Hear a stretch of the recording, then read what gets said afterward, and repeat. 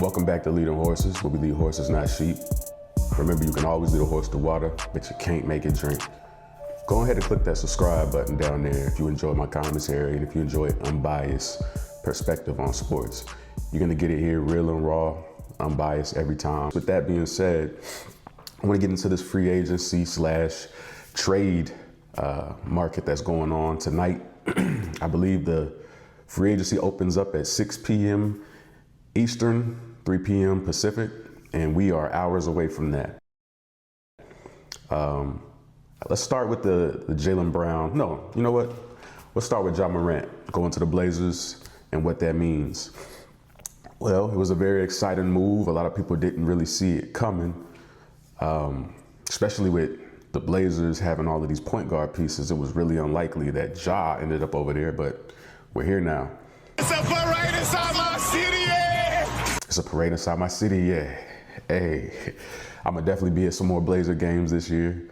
They were already an exciting team to go watch last year, but you add Dame, you know, bring Dame back into the fold, and now you bring in Morant. It's about to get crazy. With that being said, they have an overflow of point guards, so I noticed they became a favorite to land Jaylen Brown. But we'll see. Stay tuned. You know, they have supposedly Drew, Scoot. I actually put together this little package, this trade package for Jaylen. What do you think about that? I think it's a pretty good offer, a pretty solid offer. But if they're not able to land Jaylen, I don't know what they're going to do, or they have to have something else up their sleeve, because there's an overflow of talented point guards that should demand minutes. I mean, it would be a strong rotation to have, you know, a Drew and Scoot off the bench. That would make them very dangerous, but they also need to upgrade at the small forward position. I don't think Denny is a small forward. He might run it this season with Ja and Dame at point guard and shooting guard, but the other cat that they got at power forward right now, the lefty, I mess his name up, Kamara, or I don't think he's a power forward. So if they're really trying to make some noise, I look for them to upgrade the 3 or 4 position. I know that they were rumored before they landed Ja to go get Jaylen, but they didn't want to come off of Klingon. Understandable when you take in the perspective that they don't have a big man, especially with Robert Williams being a free agent who just opted out of his contract. So it's understandable that they want to hold on to Klingon. So I think that the package that I put together for them, it might get the job done. We'll see. But on to the next. Oh, another thing. Ja coming over to Portland makes a lot of sense, because this is his shot right here, man. He's a Nike athlete. You look at Nike being headquartered right here in Portland.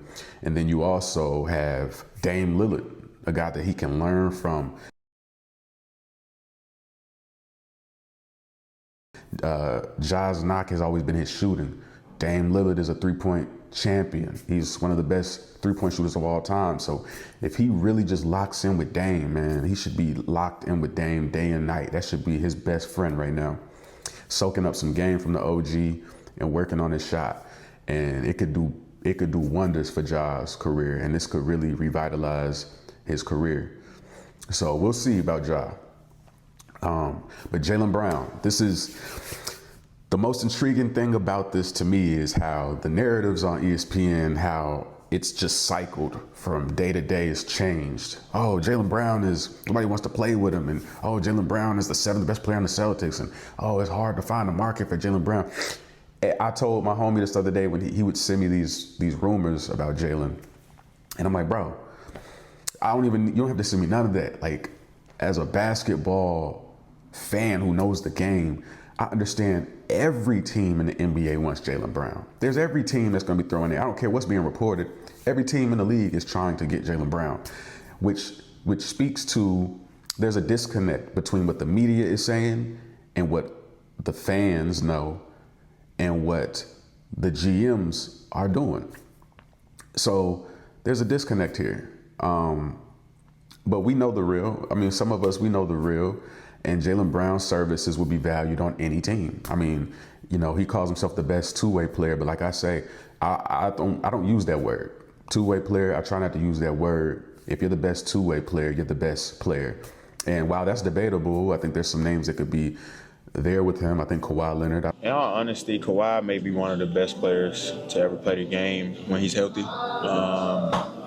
I think a lot of his peers feel the same way about him. If he's healthy, 100%, ain't no stopping Kawhi. I think he gets enough credit, but when you talk about the best two-way player, yeah, Jaylen Brown is in that conversation, and like I said, he's valued, you know. So I think every team is trying to get him, but we'll see. So the teams that I've been hearing, of course, now you hear Portland, Denver. I've heard their name, but a team that everybody needs to watch out for: the San Antonio Spurs. Yes, the San Antonio Spurs, bro.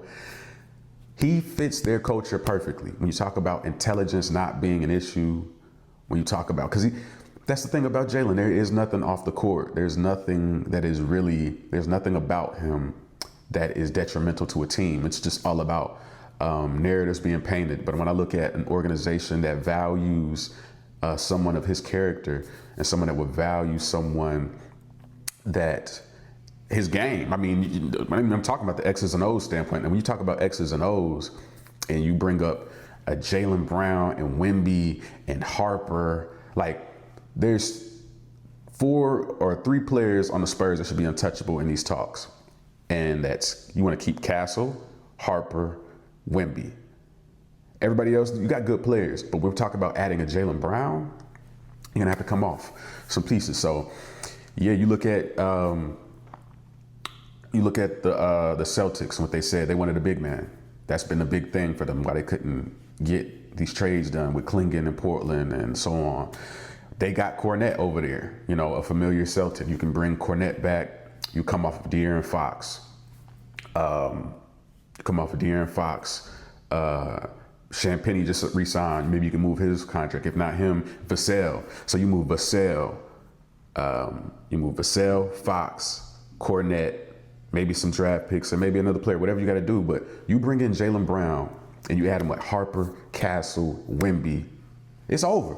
If they went to the finals this year, just imagine what Jaylen Brown has done with less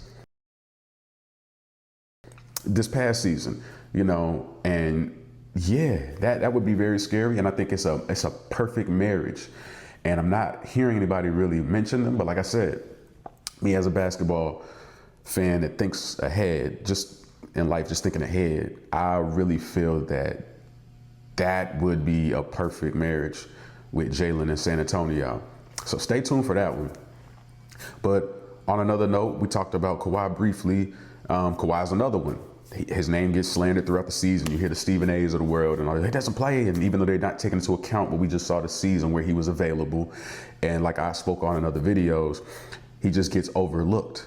Wasn't in the MVP conversation, but now you're hearing these analysts, oh, he was a top 10 player this season.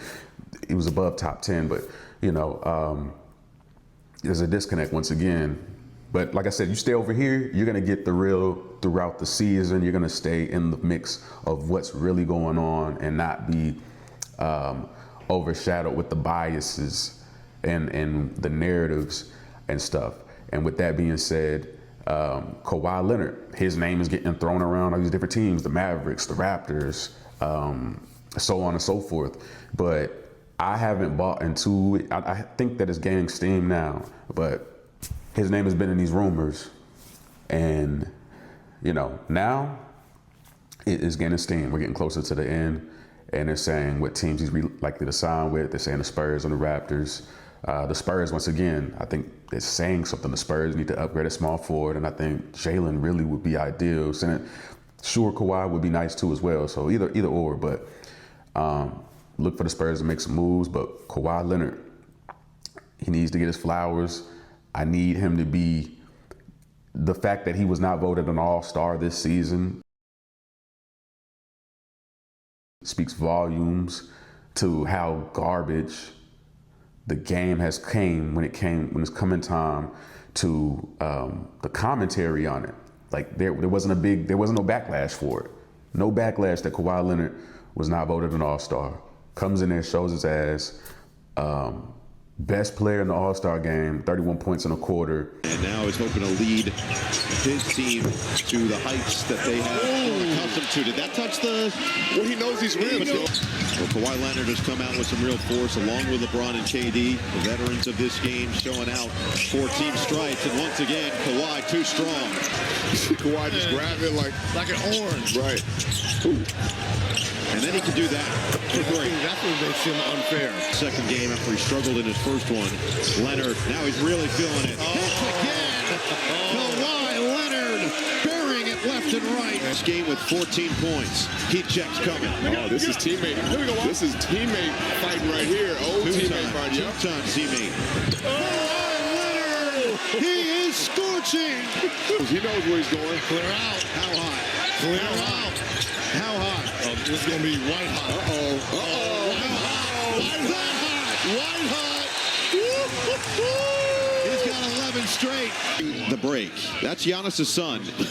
Celebrating Kawhi. No, son. No. But you love how the other great guys. The cookies and milk. He had a point to prove. You know what I mean? And rightfully. He's one of those players that doesn't talk a lot and lets his game talk. And it was a disservice this season to the way he was covered. He should have definitely been top 3 MVP in my book. Like I said, I had Cade in no order, Cade, Jaylen, and Kawhi. But you look at Kawhi and what he did, he was the most, his impact was felt the most out of any player in the league this year when he was not on the court. The team's record was the worst in comparison to any other superstar. Plus he plays both sides of the ball. Best player in the game type shit, you know what I mean? But the coverage is not matching it, you know? We're talking about the foreigns, the Lukas, the Jokic, so on and so forth, Wemby. Now, think about Wemby, right? For all the praise he got this year, finished second in MVP voting. When he got to the finals and when he was in the playoffs, his game was getting picked apart. People that weren't even watching basketball said, yo, he's not as good as they say he is, right? And no, it wasn't that the moment was too big for him. It's literally his game. He has no go-to move. His offense is really limited. You know what I'm saying? His decision-making is not there. Cool. Don't hold it against him. He's a young player, right? But for the way that the league is pandering and catering to him, it didn't match the play that we saw.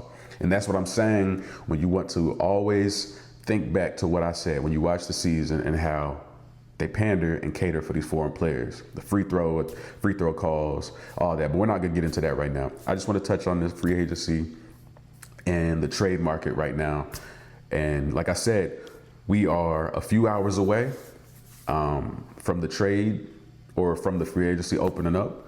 So let me know any of these moves that I said are most intriguing to you, or what move do you see coming down the line that could play a big part in the upcoming season.